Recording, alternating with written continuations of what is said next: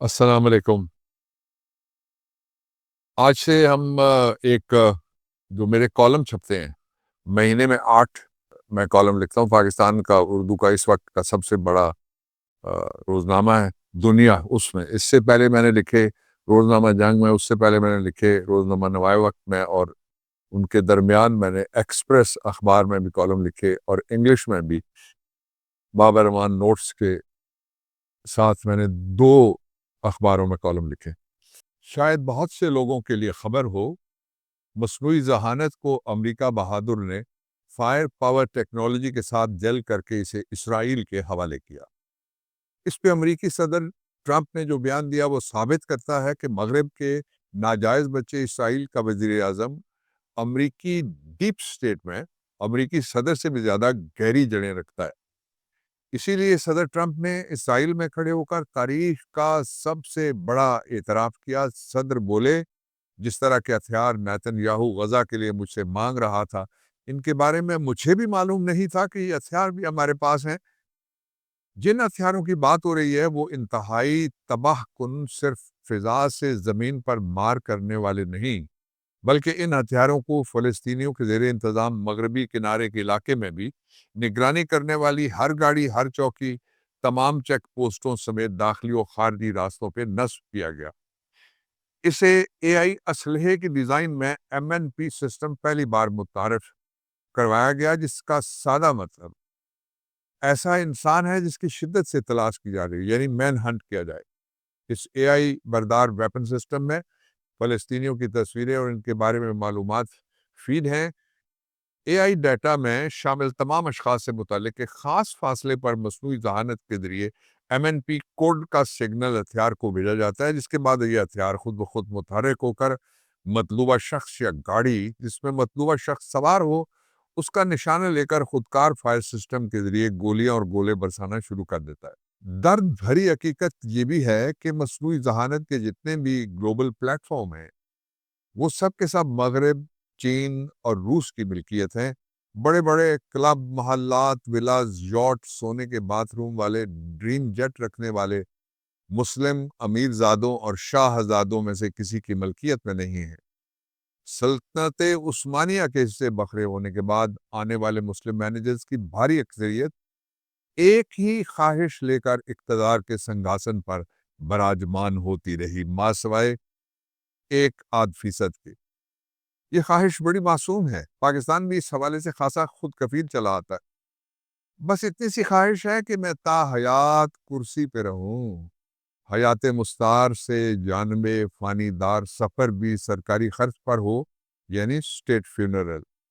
اس کی 2 مثالیں عدلیہ میں سے سیاسی عہدوں پہ آنے والے سابق ججز کی۔ ایک سپریم کورٹ کا وہ مرحوم چیف جسٹس جس نے ہاؤس آف شریف کے حق میں فیصلوں کے انبار لگا دیے، پھر اس عادلانہ منصبی کے بدلے اسے گورنرشپ دی گئی، وہ بھی ایک ایسے مرحلے پر کہ ہسپتال کے وینٹیلیٹر روم سے اٹھا کر گورنری کی شیروانی کی صورت میں محنتانہ ادا کیا گیا۔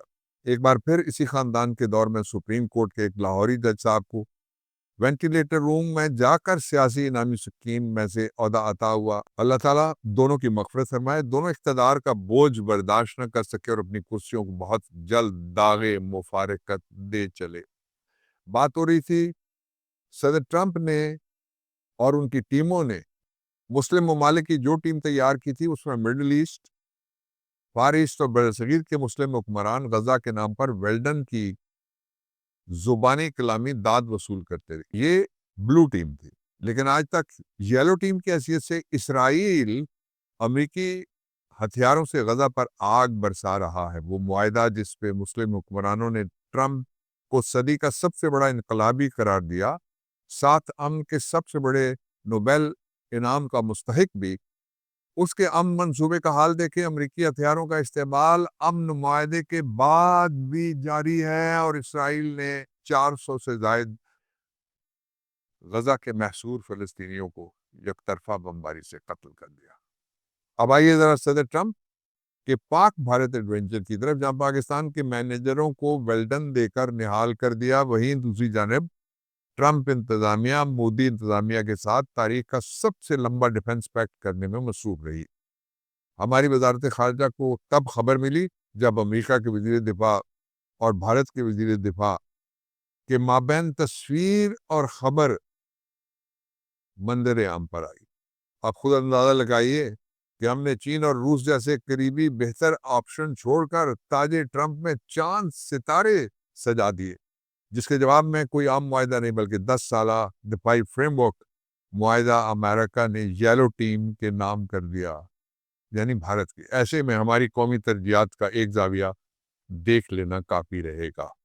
عوامی فیصلوں کے خلاف انتظامی محاذ آرائی۔ تاریخ کے سبق کو اگر ایک طرف رکھ دیں لیکن اپنے آج کا سبق نہ سیکھنا جہل مسلسل کے علاوہ اور کچھ نہیں کہلائے گا۔